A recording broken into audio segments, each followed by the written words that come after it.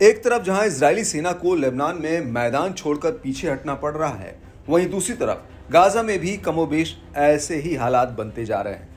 क्योंकि जिस हमास को मिटाने के लिए आईडीएफ 7 अक्टूबर 2023 के बाद गाजा में घुसी थी, अब वही हमास उसके ऊपर हावी हो चुका है।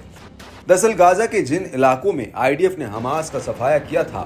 अब उन इलाकों में हमास के लड़ाके फिर से लामबंद हो चुके हैं और ये लड़ाके इजरायली सैनिकों और टैंकों पर घात लगाकर भीषण हमले कर रहे हैं।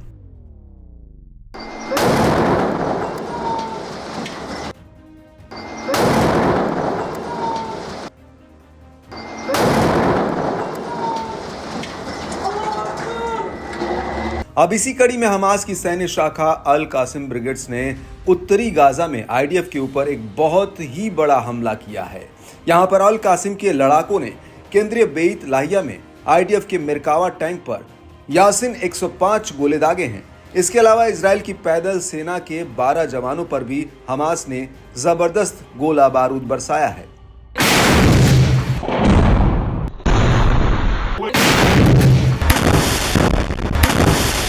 आपको बता दें कि हमास ने बेत लाहिया हमले का एक वीडियो भी जारी किया है, जिसमें हमास के कुछ लड़ाके पहले तो कागज पर आईडीएफ के पोजीशन का नक्शा बनाते हैं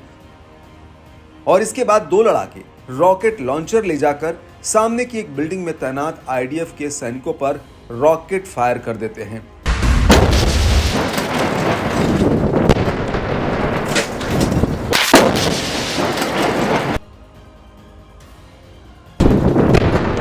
इसके बाद अल कासिम के लड़ाके दूर एक बिल्डिंग में आईडीएफ के जवानों पर रॉकेट से हमला कर देते हैं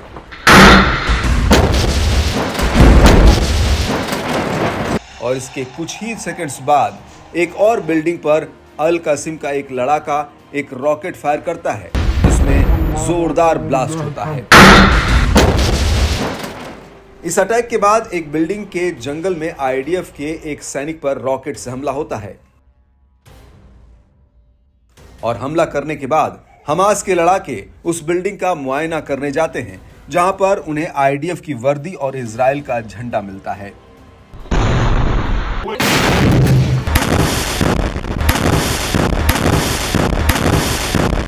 आपको बता दें कि इन हमलों के दौरान ही अल कासिम के लड़ाके बेत लाहिया में एक स्नाइपर ऑपरेशन को अंजाम देते हैं, जिसमें हमास ने आईडीएफ के 5 जवानों को निपटाने का दावा किया है।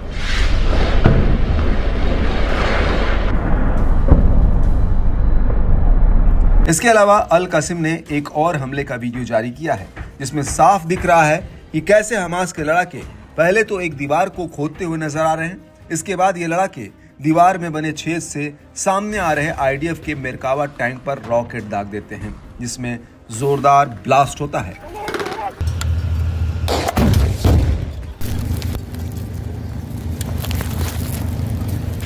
और इस हमले के बाद अल कासिम का एक और लड़ाका आईडीएफ के मिरकावा टैंक को उड़ा देता है,